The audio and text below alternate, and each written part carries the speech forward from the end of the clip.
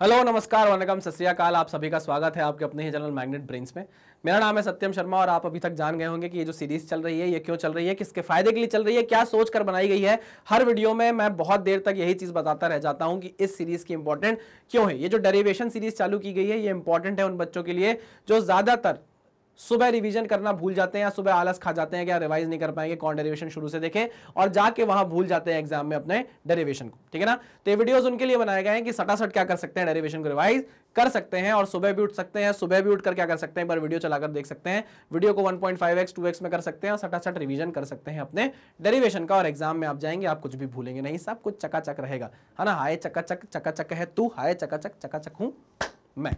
ठीक है, चलिए भाई। तो आप ये देख सकते हैं कि हमारी साइंस स्ट्रीम की बहुत शानदार टीम है, बहुत ही लगन से काम करने वाली टीम है। और अगर हम आपके साथ जुड़ गए तो हम क्या होंगे भाई, हम होंगे कामयाब। क्या होंगे, हम होंगे कामयाब। इसमें आपके लिए अभिनव सर लगातार फिजिक्स के क्लास 12 के फिजिक्स के वीडियोस लाते जा रहे हैं, है ना। कंसेप्ट वीडियोस, बेस वीडियोस जो अच्छे खासे, जिसमें डेप्थ में आपको पढ़ाते हैं, है ना। उसके बाद उन्हीं सारे लेक्चर्स का एक वन शॉट वीडियो आपको कौन दे रहे हैं, आशीष सर, जिसमें सब कुछ आपको एक क्विक रिवीजन मिल जाता है आशीष सर के लेक्चर को देख के। और मैं ये नाचीज आपको क्या दे रहा है, डेरिवेशन के वीडियो सटासट देता जा रहा है। ठीक है ना। चलिए, तो बाकी जो टीम के मेंबर्स हैं इनको आपने कहीं ना कहीं मैग्नेट ब्रेन्स में जरूर देखा होगा। एकदम मतलब चुम्मेश्वरी परफॉर्मेंस है इन लोगों की, गजब गजब पढ़ाते हैं, मजा ही आ जाता है एकदम, है ना। चलिए आगे बढ़ते हैं। ये इंसान कौन है, ये इंसान वो है जो आपको ray optics and optical instrument chapter के क्या करा रहा है, डेरिवेशन करा रहा है। कल लास्ट लेक्चर में हमने रेयर टू डेंसर मीडियम की बात की थी, रेयर टू डेंसर मीडियम की बात की थी स्फेरिकल सर्फेसेस के लिए। याद करो, अरे भैया याद करो, हमने रेयर मीडियम से डेंसर मीडियम में एक स्फेरिकल सर्फेस की बात की थी। उसमें हमने कॉनकेव सरफेस देखा था, कॉन्वेक्स सरफेस देखा था। आई बात समझ में? हाँ सर समझ में आई। हमने एक फॉर्मूला डिराइव किया और हमने ये फॉर्मूला बोला कॉनकेव के लिए भी सेम रहेगा, कॉन्वेक्स के लिए भी सेम रहेगा। अब कॉन्वेक्स रियल इमेज बनाए चाहे वर्चुअल इमेज बनाए, और कॉनकेव तो वर्चुअल बना ही रही थी, किसी भी इमेज के लिए वो फॉर्मूला क्या रहने वाला है, सेम रहने वाला है। बस ये याद रखना है कि आप रेयर से डेंसर मीडियम में जा रहे हो, आपकी जो रे है वो कहाँ है, कहाँ से कहाँ जा रही है, रेयर मीडियम से डेंसर मीडियम की तरफ जा रही है। अब क्योंकि देखो मैंने आपको फॉर्मूला तो बता ही दिया था, अब उस फॉर्मूले को डिराइव कैसे करना है इस लेक्चर में हम वो देखने वाले हैं। ठीक है ना। मैंने आपको बता दिया था याद कैसे रखना है, जिनको याद करने में दिक्कत होगी उनके लिए डेरिवेशन में लेकर आ गया हूं। तो चलिए स्टार्ट करते हैं हमने लेक्चर को। तो हम पढ़ने वाले हैं refraction from denser to rare medium. अब हम कहां से कहां जाएंगे, डेंसर से रेयर मीडियम में जाएंगे। मतलब हमारा ऑब्जेक्ट कहां रखा रहेगा, डेंसर मीडियम में रखा रहेगा। कौन सी इमेज बनेगी, और भाई रियल इमेज बनेगी, देखते चलिएगा। ठीक है, सबसे पहले तो ऑब्जेक्ट उठाओ, ऑब्जेक्ट रखो। सबसे पहले ऑब्जेक्ट रखो अपना कहां, डेंसर मीडियम में। This is your denser medium. Denser में डी लिख दूं, कोई दिक्कत तो नहीं है। और इसके रिफ्रैक्टिव इंडेक्स को मैं μ2 बोल देता हूं। This is your rare medium, इसके रिफ्रैक्टिव इंडेक्स को मैं μ1 बोल देता हूं। जनरली ये एयर ही रहती है, जनरली एयर रहती है, तो मैं μ1 क्या मान लेता हूं, 1 मान लेता हूं। लास्ट लेक्चर में जो आपको फॉर्मूला बताया था आखिरी में, मैंने वो μ1 को 1 मानकर बताया था, क्योंकि मैंने एयर मान ली थी, बाहर का जो मीडियम था उसको। ठीक है, चलिए सबसे पहली बात होगी प्यार की बरसात है। ये क्या है भाई, पोल है हमारा। हमने ऑब्जेक्ट रखा, ऑब्जेक्ट जैसे ही रखा हमने, क्या निकलेगी भाई, इससे रे निकलेगी, ये रे निकली इससे। ठीक है ना, जैसे ही रे निकली, अब ये डेंसर से रेयर मीडियम में जाएगी, डेंसर से रेयर मीडियम में जाएगी तो कुछ बेंडिंग होगी। अब वो बेंडिंग किधर होगी, ये जानने के लिए हमें क्या बनाना पड़ेगा, ये जानने के लिए हमें क्या बनाना पड़ेगा, बताओ मुझे। ये जानने के लिए हमें एक नॉर्मल बनाना पड़ेगा। क्या बनाना पड़ेगा, नॉर्मल बनाना पड़ेगा। बना दो नॉर्मल, हाँ सर बिल्कुल नॉर्मल बना दो। आओ, तो नॉर्मल कहां से पास होती है भाई, नॉर्मल पास होती है सेंटर ऑफ कर्वेचर से। तो लो भाई मैंने ये नॉर्मल बना दी, है ना, मैंने ये नॉर्मल बना दी। ओहो सीधी लाइन खिंचा, ठीक है। नहीं सर थोड़ा सा और मेहनत करो आप। अब सही है, हाँ सर अब सही है। चलो ये क्या हो गया, हमारा सेंटर ऑफ कर्वेचर हो गया, है ना। अब आप देखो समझ गए। अब तो डेरिवेशन आपको क्या है, एकदम वो हो गए, टिप्स पे हो गए होंगे कि अब हमें क्या करना है, कौन से एंगल बनाने हैं, सब कुछ अब आपको समझ में आ गया होगा। सो दिस इज योर नॉर्मल, ये आपका क्या है, नॉर्मल है। जैसे ही इंसिडेंट रे आपने ऑब्जेक्ट से निकाली और इंसिडेंट रे आपकी कहाँ गई, डेंसर से रेयर मीडियम जाने लगी, तो आपको पता चला कि भैया हमेशा डेंसर से जब रेयर मीडियम जाती है आपकी रे, तो वो अवे फ्रॉम द नॉर्मल होती है। वो जो बेंड करती है वो bend away from the normal होती है। ठीक है ना, तो हम अवे फ्रॉम द नॉर्मल चले जाते हैं और ये bend away from the normal होगी। अरे यार सीधी लाइन की, सीधी लाइन, सीधी सीधी सीधी, अरे यार ठीक है, चलो वेरी गुड। अब आगे बढ़ते हैं, आगे बढ़ते हैं। ठीक है, चलिए इस पॉइंट को मैं नाम दे दूं ए, इस पॉइंट को मैंने नाम दे दिया ए, यहां से एक परपेंडिकुलर गिरानी पड़ेगी, तो आपको पता होगा कि नहीं पता होगा? हाँ सर, लेकिन सर इमेज कहाँ बनी है? अभी इमेज बनी कहाँ है? ये भी बहुत अच्छा क्वेश्चन बोला आपने, बहुत अच्छा क्वेश्चन पूछा कि इमेज बनी कहाँ है। तो इस ऑब्जेक्ट से मैं एक और रे निकालू ना, दो रे जब तक मिलेंगी नहीं तब तक इमेज तो बनेगी नहीं, तो मैं क्या करता हूँ, इस ऑब्जेक्ट से एक और रे निकाल देता हूँ। अब देखो पुराने वीडियोज में हो सकता है मैंने कहीं क्या है, क्योंकि मैं रिफ्लेक्शन पढ़ा के जस्ट आया था, तो मैंने क्या कर दिया, उसमें दो एरो ऐसे बना दिए, एक एरो ऐसा, एक एरो ऐसा, तो जो सही नहीं है, क्योंकि यहाँ रिफ्लेक्शन नहीं हो रहा है, यहाँ रिफ्रैक्शन हो रहा है, रे सीधी सीधी निकल जाती है ना। तो अगर ऐसा मैंने किया तो उसके लिए मैं तहे दिल से क्या करता हूँ, माफी मांगता हूँ। हो सकता है मैं उस पर पिन कमेंट करवा भी दूंगा, है ना। एक सर्कल ऑफ इल्यूमिनेशन में ऐसा किया है, मैंने देखा, मुझे समझ में आया, तो मैं वहाँ पे अपना कमेंट पिन करा दूंगा, उसके लिए वेरी सॉरी। कमेंट से मत भर देना, पता चला कमेंट ही कमेंट भर दिया, कह रहे सर ये क्या कर दिया, अरे सॉरी क्या कर दिया, अरे सॉर, ऐसा मत कर देना, ठीक है। चलो आ जाओ, तो यहाँ पर एक ही एरो बनने वाला है और वो इस डायरेक्शन में बनेगा, निकल गई। अब ये रे कहाँ मिली भाई, ये रे यहाँ जाकर मिली, तो ये क्या बना पॉइंट हमारा, इस पॉइंट पर हमारी इमेज बन गई, ठीक है। अब जैसे हम पुराने डेरिवेशन में जानते थे, हमको यहां से क्या गिराना है, एक परपेंडिकुलर गिराना है, और ये क्या बनेगा, पॉइंट पी डैश बनेगा। जैसे ही मैंने पी डैश बनाया और यहां पर मैंने लिख दिया कि जो पी डैश है ये पी जैसा ही बिहेव करेगा, मतलब ये बोल रहा हूं मैं कि पी डैश और पी में ज्यादा दूरी नहीं है। क्या रीजन है इसके पीछे? इसके पीछे रीजन है कि हमने जो अपर्चर लिया है वो अपर्चर बहुत स्मॉल लिया है, स्मॉल अपर्चर हमने क्या किया है, कंसिडर किया है। आई बात समझ में? हाँ, अगर स्मॉल अपर्चर आप कंसिडर करते हो तो सारे एंगल्स चाहे वो थीटा हो, चाहे वो बीटा हो, है ना, चाहे वो आई हो, चाहे बीटा हो, चाहे गामा हो, चाहे अल्फा हो, चाहे आर हो, सब क्या होते हैं, सारे स्मॉल एंगल्स होते हैं। ये सारे क्या होते हैं, सारे के सारे वेरी स्मॉल होते हैं। आय माँ फूल हो गई भूल, तू मने माफ कर दे, हूँ मगर दिल का बड़ा कूल, तू मने माफ कर दे। चलो एक पॉइंट है ओ, एक है सी, एक है पी, एक है आई, इसके अलावा और कुछ नहीं सर।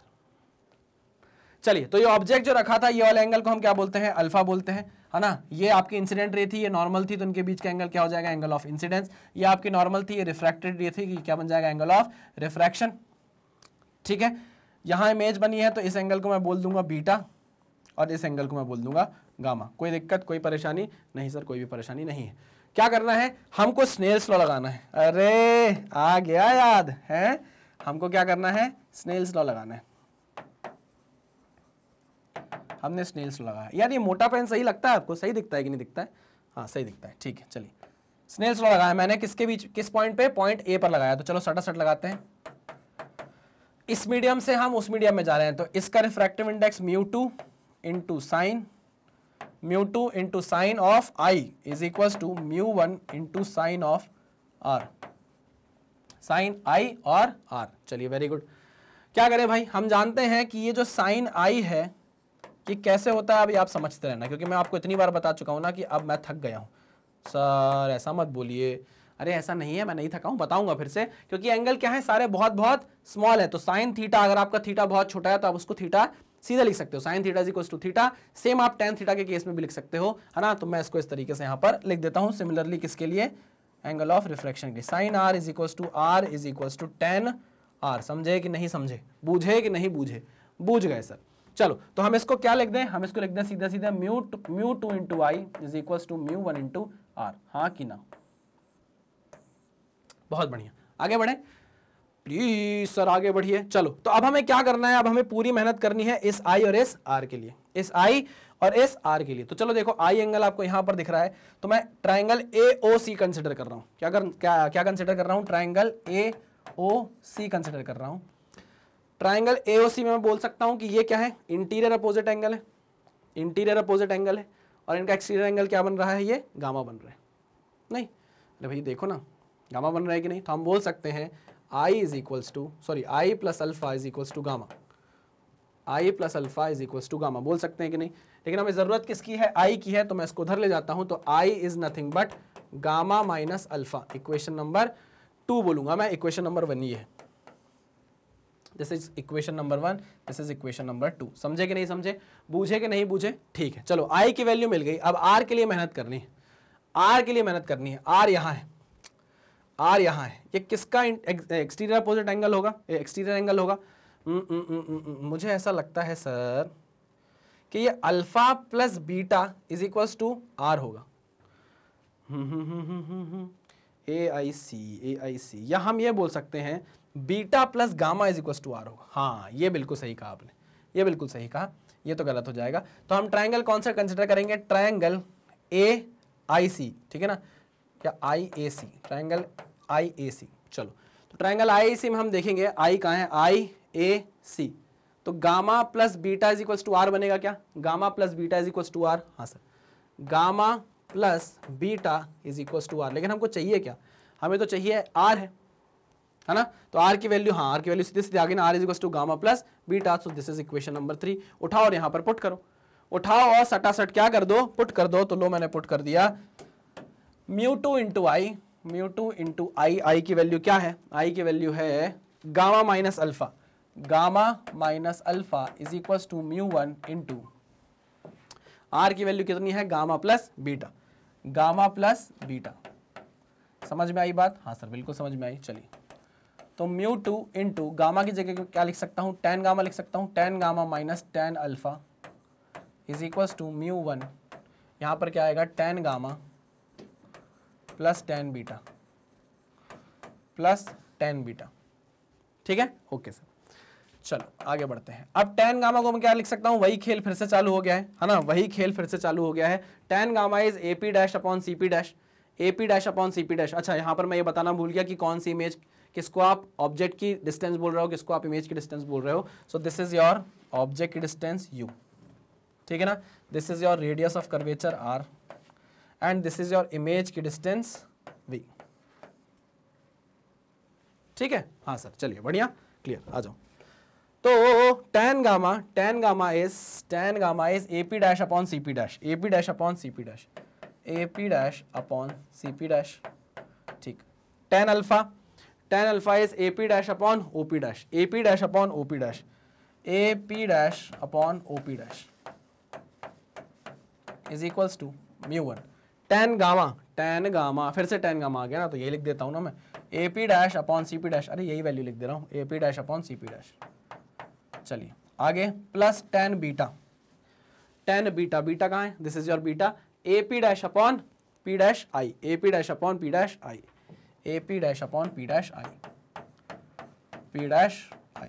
चलो भाई AP dash AP dash AP dash AP dash गया, ठीक, क्या बचा, μ2 इंटू 1 अपॉन CP डैश। अब CP डैश क्या है, CP डैश यानी कि CP के बराबर, और किसके बराबर है ये बताओ मुझे, minus of radius of curvature. Minus क्यों है, अब आप ये समझिएगा, माइनस क्यों है, क्योंकि इंसिडेंट रे इस डायरेक्शन में है और डिस्टेंस आप इस डायरेक्शन में नाप रहे हो, ठीक है। Minus 1 upon OP dash, OP dash, O कहाँ है, OP डैश यानी वो OP के बराबर होगा, यानी कितना, माइनस ऑफ U के बराबर, माइनस ऑफ U के बराबर, ठीक है। μ1 CP डैश किसके बराबर है, माइनस ऑफ R के बराबर, प्लस P डैश I किसके बराबर है, P डैश I किसके बराबर है, ये बराबर होगा V के, किसके बराबर होगा, V के, पॉजिटिव V के, हाँ सर पॉजिटिव V के, क्योंकि जिस डायरेक्शन में इंसिडेंट रे है उसी डायरेक्शन में क्या है, आपकी इमेज की डिस्टेंस है। चलिए वेरी गुड, बहुत बढ़िया। आओ इसको थोड़ा सा सॉल्व करते हैं। तो ये क्या हो जाएगा, μ2 by minus R, μ2 by minus R plus μ2 ही है ना, हाँ, upon U is equal to μ1 by minus R, μ1 by, या मैं बोलूँ सीधा सीधा ऐसा है ना, इसको भी ऐसा लिख देता हूँ है ना, कंफ्यूज नहीं होना, minus μ1 by R, minus μ1 by R, ये क्या हो जाएगा, प्लस μ1 बाय V, ठीक है। U और V में अंतर दिख रहा है कि नहीं दिख रहा है, हाँ सर दिख रहा है। R वाली टर्म एक साइड ले जाओ, R वाली टर्म एक साइड ले जाओ, तो ये हो जाएगा क्या, μ2 by U minus μ1 by V is equal to μ2 by R minus μ1 by R, ठीक है ना। तो 1 बाय R कॉमन ले लो, ब्रैकेट में क्या बचेगा, μ2 माइनस μ1, यही बच रहा है क्या, यही बच रहा है क्या, ये जाएगा तो ये हो जाएगा μ2 बाय R पॉजिटिव में हो जाएगा माइनस μ1, तो माइनस μ1 हो गया, ठीक है। ये क्या हो गया, μ2 by U minus μ1 by V, ठीक है, हाँ सर ठीक है। अच्छा अब मैं क्या करता हूँ, इसको थोड़ा सा चेंज करने की कोशिश करता हूँ। क्या, देखो इसको मैंने माइनस से मल्टीप्लाई किया तो ये हो जाएगा क्या, माइनस का हो जाएगा plus V minus μ2 by U, ये माइनस हो जाएगा, ये प्लस हो जाएगा, मैं माइनस से मल्टीप्लाई कर रहा हूँ, ठीक है ना। यहाँ मैंने माइनस से मल्टीप्लाई किया तो 1/r एज इट इज रहेगा और अंदर वाली टर्म क्या कर जाएगी, घूम जाएगी, हो जाएगा μ1 माइनस μ2। क्लियर है कि नहीं? हाँ सर। क्या यही फॉर्मूला था जो मैं आपको बता रहा था लास्ट लेक्चर में कि जहां जहां μ2 है वहां वहां μ1 कर दो, जहां जहां μ1 है वहां वहां μ2 कर दो। पिछले वाले आपने देखा होगा कि जब आप रेयर से डेंसर मीडियम में जा रहे थे तो ये μ2 माइनस μ1 था, μ2 माइनस μ1 था, तो मैंने बोला μ2 की जगह μ1 कर दो और μ1 की जगह μ2 कर दो। सिमिलरली यहाँ पर क्या था, μ2 था, तो मैंने बोला भैया इसको क्या कर दो, μ1 कर दो। यहाँ पर μ1 था तो मैंने इसको बोला μ2 कर दो, बस बाकी चीजें क्या रहेंगी, सेम रहेंगी। आई बात समझ में? चलो तो इसको सोन पापड़ी के डब्बे में क्या कर दो, पैक कर दो। ये मैंने पैक कर दिया सोन पापड़ी के डब्बे में। चलिए स्टार मार्क कर दूं। तो ये फॉर्मूला आप कब यूज करते हो, जब आप डेंसर से स्टार लगा रहा हूं, जब आप डेंसर से रेयरर मीडियम की तरफ जाते हो, जब आप डेंसर से रेयरर मीडियम की तरफ जाते हो तब आपको ये फॉर्मूला यूज करना है, चाहे कॉनकेव स्फेरिकल सरफेस हो, चाहे कॉन्वेक्स स्फेरिकल सरफेस हो, चाहे रियल इमेज बने चाहे वर्चुअल इमेज बने, फॉर्मूला यही रहने वाला है। मैं आपको कर करके दिखा रहा हूं इसलिए, ठीक है, पक्की बात है। चलिए इसको नोट डाउन कर लीजिए, फिर हम कॉनकेव सरफेस की तरफ चलेंगे, ठीक है। चलो करो क्लियर, कर दीजिए सर, ये हो गया क्लियर, है ना। तो इमेज कैसी बन रही थी भाई, इमेज बन रही है रियल। कैसी इमेज बन रही है, रियल इमेज बन रही है। अब अगर कोई पूछे कि वर्चुअल इमेज सर बताओ कैसे बनेगी, वर्चुअल बताओ कैसे इमेज बनेगी, तो चलो एक बार मैं आपको उसका डायग्राम भी दिखा देता हूं। उसको सॉल्व नहीं करेंगे, उसको डेरिवेशन नहीं करेंगे उसका, बस आपको ये दिखा दे रहा हूं कि अगर वर्चुअल इमेज की बात करता है आपसे वो कॉन्वेक्स सरफेस के लिए, कॉन्वेक्स स्फेरिकल सरफेस के लिए डेंसर से रेयरर मीडियम में, तो वो आप कैसे दिखा सकते हो। आइए देखिए, इसको मिटाऊं सबसे पहले, तो उसको मिटाने की जरूरत पड़ेगी। लो भाई मिटा दिया, वापस वही चीज है। अब मैं ऑब्जेक्ट यहां रख रहा हूं, this is your centre of curvature, this is your object, ठीक है, this is your object. Object से रे निकली, ठीक है ना, ऑब्जेक्ट से रे निकली, this is your normal. Centre of curvature से क्या जाएगा भाई, नॉर्मल जाएगा, ठीक है। चलिए डेंसर है, ये मीडियम कैसा है, डेंसर है μ2, और ये कैसा मीडियम है, रेयरर मीडियम है μ1। जैसे ही आपकी रे डेंसर से रेयरर मीडियम की तरफ जाएगी क्या होगी, it will bend away from the normal, it will bend away from the normal. तो कैसी हो जाएगी रे आपकी, कुछ ऐसी हो जाएगी, it will bend away from the normal, it will bend away, अरे सीधी लाइन नहीं बन रही, it will bend away from the normal, ठीक है। हाँ सर बिल्कुल सही, बिल्कुल बढ़िया। सो this is your incident ray, this is your refracted रे। अब एक ऑब्जेक्ट से मैंने और रे निकाली जो सीधे सीधे पोल से होते हुए चली गई, पोल से होते हुए सीधे सीधे चली गई, लेकिन ये दोनों रेस कहीं मिल ही नहीं रही है। ये दोनों रेस कहीं मिल रही है क्या, मिलते हुए दिखाई दे रही है, नहीं सर कहीं मिलते हुए दिखाई नहीं दे रही वो। तो फिर क्या करना पड़ेगा, मुझे क्या करना पड़ेगा, इसको पीछे एक्सटेंड करना पड़ेगा, पीछे की तरफ। तो लो मैंने क्या कर दिया भाई, इसको पीछे की तरफ एक्सटेंड कर दिया। अब जैसे ही मैंने इसको पीछे की तरफ एक्सटेंड किया, जैसे ही मैंने इसको पीछे की तरफ एक्सटेंड किया, तो यहां पर इसने काट दिया इस रे को, और यहां क्या बन गई भाई, इमेज। लेकिन ये इमेज कैसी है, ये इमेज है वर्चुअल इमेज। कैसी इमेज है ये, वर्चुअल इमेज। आई बात समझ में, ठीक है। सारे काम फिर वैसे ही होंगे, है ना। इस एंगल को आप अल्फा बोल दोगे, इस एंगल को आप बीटा बोल दोगे, इस एंगल को आप गामा बोल दोगे, ठीक है ना। वही पॉइंट ए हो जाएगा, वही सब कुछ चीजें सेम की सेम रहेगी, कोई टेंशन नहीं है, कुछ चीज अलग नहीं होने वाली। बस मैं आपको ये बता रहा था कि वर्चुअल इमेज कैसे बनेगी, ठीक है। चलिए आगे बढ़ते हैं। अब हम कॉनकेव सरफेस की तरफ चलते हैं। किसकी तरफ चलते हैं, अच्छा वर्चुअल इमेज का यहाँ पे डायग्राम था, मैंने आपको बता दिया है ऑलरेडी। चलिए अब हम बात करेंगे कॉनकेव सरफेस की। चलिए तो मैं बार बार बोल रहा हूं आपसे कि डेंसर से रेयरर मीडियम है ना। बच्चे मुझसे पूछते हैं कि सर एक ही जैसे डेरिवेशन है, एक ही जैसे हैं बट अलग अलग हैं। एक बार आप कॉन्वेक्स सरफेस के लिए रेयरर मीडियम से डेंसर मीडियम की तरफ गए हो, एक बार आप कॉनकेव सरफेस के लिए रेयरर मीडियम से डेंसर मीडियम की तरफ गए हो, फिर आप कॉन्वेक्स सरफेस के लिए डेंसर से रेयरर की तरफ गए, अब आप कॉनकेव सरफेस के लिए डेंसर से रेयरर की तरफ जा रहे हो, है ना। बच्चों को, बहुत सारे बच्चों को डाउट होता है, इसलिए मुझे सबका सोचना पड़ता है। सबका साथ सबका विकास होगा, ऐसे ही चलना है हमें, ठीक है। चलिए तो हम क्या करने वाले हैं, आगे बढ़ने वाले हैं, और अब हम कॉनकेव सरफेस की बात करने वाले हैं, ठीक है। चलिए तो आप जानते हैं this is your concave surface, और आपका ये होने वाला है डेंसर मीडियम जिसका रिफ्रैक्टिव इंडेक्स है μ2। ये है आपका रेयरर मीडियम जिसका रिफ्रैक्टिव इंडेक्स होगा μ1। ये सिंपल सी बात है, ये है आपका कॉनकेव सरफेस, तो इसका सेंटर ऑफ कर्वेचर कहाँ होगा, इधर कहीं होगा, ठीक है। ऑब्जेक्ट आप कहाँ रख रहे हो, ऑब्जेक्ट में यहाँ कहीं प्लेस करना। ऑब्जेक्ट जैसे ही मैंने रखा, आप जानते हो इससे क्या निकलेगी भाई, एक रे निकलेगी। अंग लगा दे रे। अब ये डेंसर से रेयरर की तरफ जा रही है, आपको पता है कि it will bend away from the normal, लेकिन नॉर्मल कहाँ है, पहले तो नॉर्मल की जरूरत पड़ेगी। तो नॉर्मल बनाता हूं मैं, क्या बनाता हूं, नॉर्मल बनाता हूं, सेंटर ऑफ कर्वेचर से पास होता हुआ। ये मैंने सीधी लाइन नहीं बनी, ये मैंने नॉर्मल बना दी। सीधी लाइन बनी है क्या? सीधी लाइन है, चलिए सीधी लाइन है। चलिए आगे बढ़ते हैं। अब it will bend away from the normal, normal से अवे जाएगी तो ये नॉर्मल से अवे चलेगी, थोड़ा सा ऐसा बना दो, it will bend away from the normal, ठीक है ना। चलिए वेरी गुड। अब क्या, अब क्या, अब क्या, अब क्या सर? इस पॉइंट को नाम दे दो, इस पॉइंट को नाम दे दो पॉइंट ए। ये है आपका पॉइंट ए, ठीक है ना। यहाँ से एक परपेंडिकुलर भी गिरा सकते हो आप, अगर आपको याद हो तो हमें ये सब करना ही है। This is P dash, this is pole P, this is pole P. लेकिन अभी सर इमेज बनी क्या? इमेज बनी क्या? नहीं, इमेज तो अभी नहीं बनी होगी। क्यों? क्योंकि यहाँ पर आपने एक ही रे निकाली है, दूसरी रे निकालना भी तो जरूरी है। हाँ सर बिल्कुल सही बोल रहे हो। तो इस ऑब्जेक्ट से एक और रे गई है ना, ये बाहर चली गई, ठीक। अब बन गई क्या इमेज? हाँ यार सर 2 रे निकाल दी लेकिन इमेज अभी तक नहीं बनी हुई है। यहाँ इमेज मत बना देना, ये नॉर्मल है, ठीक है। तो क्या करना पड़ेगा, इसको पीछे की तरफ एक्सटेंड करना पड़ेगा। ये मैंने पीछे की तरफ क्या किया, एक्सटेंड किया। ओफो ओफो, मिट गया। मैं इसको मिटाना चाहता हूँ, मिट गया। मैं इसको मिटाना चाहता हूँ, प्लीज प्लीज प्लीज। बिल्कुल सही। चलो अब मैं इसको एक्सटेंड करता हूँ, ये देखो अब सही है। हाँ अब एकदम परफेक्ट। मैंने इसको एक्सटेंड किया जैसे ही पीछे की तरफ, तो ये यहाँ का टकराई, तो यहाँ क्या बनी भैया, यहाँ बनी आपकी इमेज। बन गई इमेज? हाँ सर इमेज बन गई।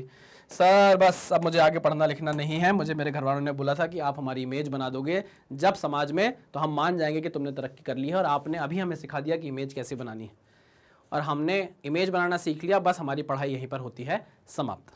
आज मैं अपने पापा को जाके बताऊंगा कि पापा मैं आज अपने पैरों पर खड़ा हो गया हूँ और मैंने इमेज बनाना सीख लिया है। Very good. बहुत ही बेकार जोक सर, लेकिन कोई बात नहीं, इसी जोक के सहारे हम आगे बढ़ेंगे।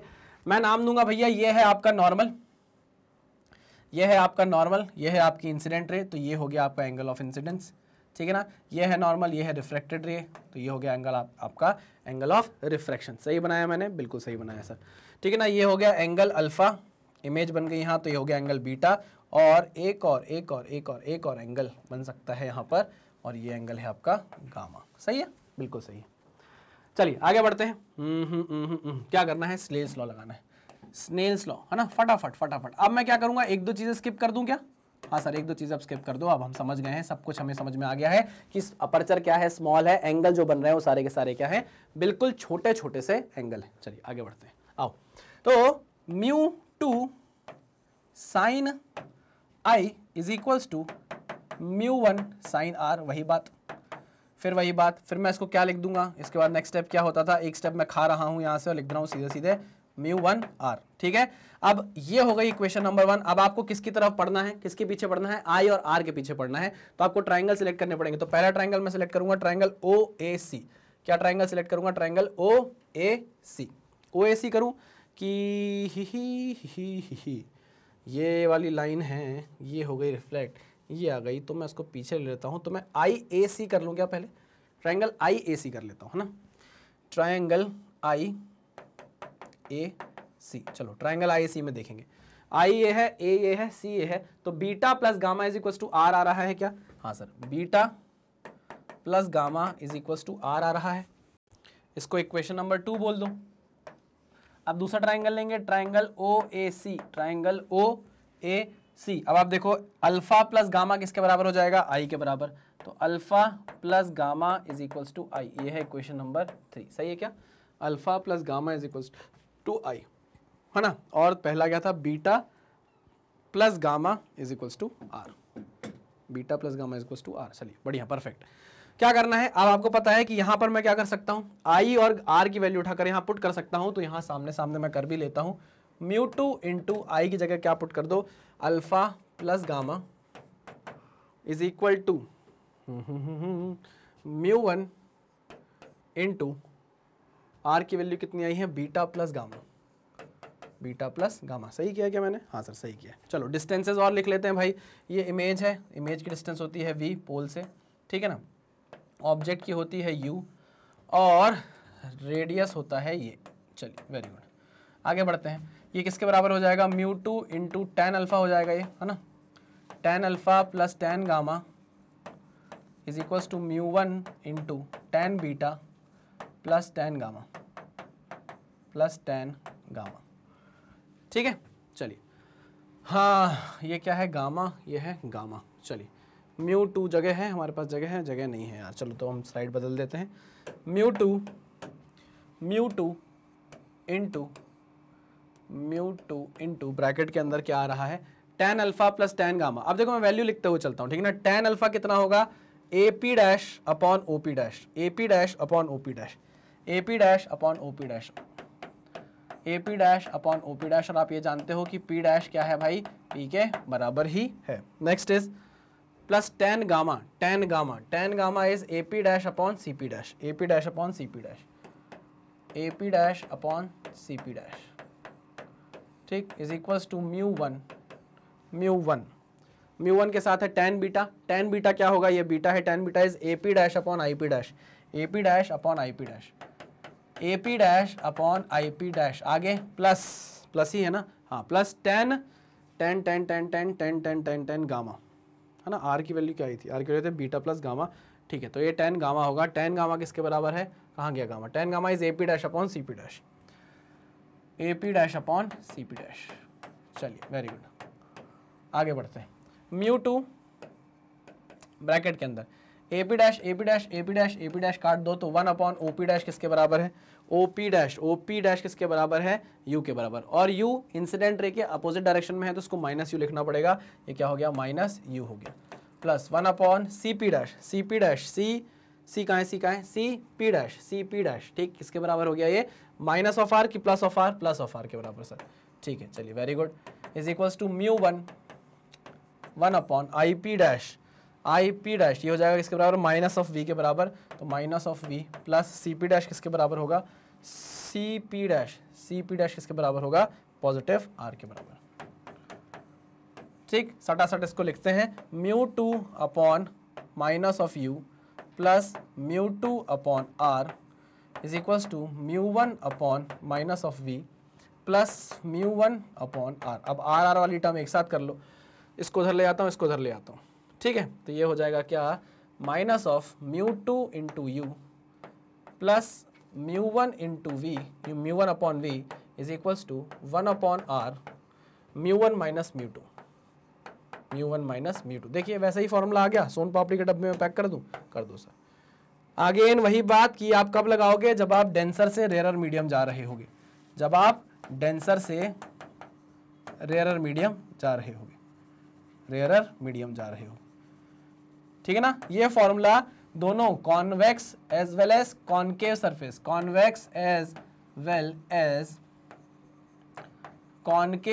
सरफेस के लिए क्या है, वैलिड है, कॉनकेव सरफेस के लिए वैलिड है, convex as well as concave surface के लिए वैलिड है, ठीक है ना। तो एक फॉर्मूला इस सेट के लिए है, एक फॉर्मूला उस सेट के लिए। किस सेट के लिए, डेंसर मीडियम के लिए अलग, डेंसर से रेयर मीडियम के लिए अलग, रेयर से डेंसर मीडियम के अलग। कोई भी एक फॉर्मूला याद कर लो और उस फॉर्मूले में आप μ2 μ1 की जगह क्या कर देना, अल्टी पल्टी कर देना। आई बात समझ में, हाँ सर समझ में आ गई है। चलिए इसको नोट डाउन कर लीजिए, कर लिया आपने नोट डाउन, हाँ सर कर लिया। चलो क्लियर करूं सर, क्लियर करिए। चलो तो अच्छा, इस फॉर्मूले में आपको रिलेशन किसके किसके बीच में दिख रहा है, ये रेडियस के बीच में दिख रहा है, रिफ्रैक्टिव इंडेक्स के बीच में दिख रहा है, और म्यू यू और वी के बीच में दिख रहा है। चलिए ठीक है, क्लियर करता हूं, इसको भी क्लियर करूं, इसको भी क्लियर कर दीजिए सर। ओके, अरे खत्म। चलिए तो इसी के साथ हमारा ये डेरिवेशन का लेक्चर खत्म होता है। नेक्स्ट डेरिवेशन में आपको लेंस मेकर्स फॉर्मूला देखने को मिलेगा, जहां आपको मजा आएगा और वो काफी बड़ा होने वाला है। तो थोड़ा पानी की बोतल और अपनी कॉपी पेन लेकर बैठिएगा, लगातार देखते चलिए वीडियो को, तो आपको मजा भी आएगा और साथ साथ नोट्स भी आपके प्रिपेयर होते चलेंगे। ठीक है, क्या बात समझ में आ गई है आपको? हाँ सर। तो आपको पता है मैग्नेट ब्रेन्स की आइडियोलॉजी है कि वो कंप्लीटली फ्री एजुकेशन देने में बिलीव करता है। फ्री का मतलब ये नहीं है कि हम कंटेंट से कॉम्प्रोमाइज कर रहे हो, कंटेंट एकदम टॉप नॉच आपको प्रोवाइड किया जाता है। आई बात समझ में? इतने अच्छी ड्राइंग तो कभी मैंने अपनी ज़िंदगी में देखी नहीं, कोई हमें पढ़ाते टाइम बना रहा हो, है ना। बस वो एकदम क्या बोलते हैं उसको, काम टाल के चले जाना। इस तरीके से हमें रे डायग्राम पढ़ाए जाते थे। बट क्योंकि मुझे हमेशा दिक्कत होती थी रे डायग्राम समझने में, है ना, तो मैं सोचता था कि यार जब भी बनाऊंगा खुद के लिए अच्छे से बनाऊंगा, ताकि जब भी नोट्स देखूं तो मुझे समझ में आए कि अच्छा ये मैंने ये बनाया है, ये मैंने ये बनाया है, ये नॉर्मल है, ये रेडियस ऑफ कर्वेचर है। इसलिए मैं इस तरीके के रे डायग्राम आपके सामने लेकर आता हूं अलग अलग कलर के। तो मैं आपको ये समझा रहा था कि कंटेंट से कॉम्प्रोमाइज बिल्कुल भी नहीं किया जाता है मैग्नेट ब्रेन्स में। हम आपसे बिल्कुल ये नहीं बोलते कि एक चैप्टर पढ़ लो, 2 चैप्टर पढ़ लो फ्री में और उसके बाद आपसे कोड मांगेंगे, आपसे बोलेंगे कि ये कोड लगाओ इतने % ऑफ मिलेगा ना। सब कुछ आपको क्या है, फ्री ऑफ कॉस्ट अवेलेबल है मैग्नेट ब्रेन्स की वेबसाइट पर भी और हमारे यूट्यूब चैनल पर भी। लेकिन बदले में हम भी थोड़े से लालची हैं, हम भी प्यार के लालच में है ना, हम भी प्यार के भूखे हैं। हम भी चाहते हैं कि आप हमें थोड़ा सा सपोर्ट करें, और वो सपोर्ट हम हमें कैसे दिखा सकते हैं, आप हमारे वीडियोस को लाइक कर सकते हैं। अगर आप चैनल पे नए हैं तो चैनल को सब्सक्राइब कर सकते हैं, और अगर आपने लाइक भी कर दिया है, सब्सक्राइब भी कर दिया है, तो मैं आपको एक नई चीज़ बताता हूँ कि जैसे ही आप वीडियोस देखकर कंप्लीट होता है ना आपका वीडियो, तो आप वीडियो को क्या करिए, तुरंत शेयर कर दीजिए। शेयर कहाँ करिए, अपने व्हाट्सएप ग्रुप में, अपने दोस्तों के व्हाट्सएप ग्रुप में, अपने फैकल्टीज़ को बताइए कि एक ऐसा चैनल, एक ऐसा प्लेटफॉर्म एग्जिस्ट करता है जो कंप्लीटली फ्री एजुकेशन आपको प्रोवाइड कर रहा है। इससे क्या होगा, इससे हमें मोटिवेशन मिलेगा और हम आपके लिए नई नई चीज़ें लेकर आते रहेंगे। आई बात समझ में? हाँ सर। तो चलिए मिलते हैं अपने नेक्स्ट लेक्चर में, तब तक सावधान रहिए, सतर्क रहिए, पढ़ते रहिए। Thank you very much.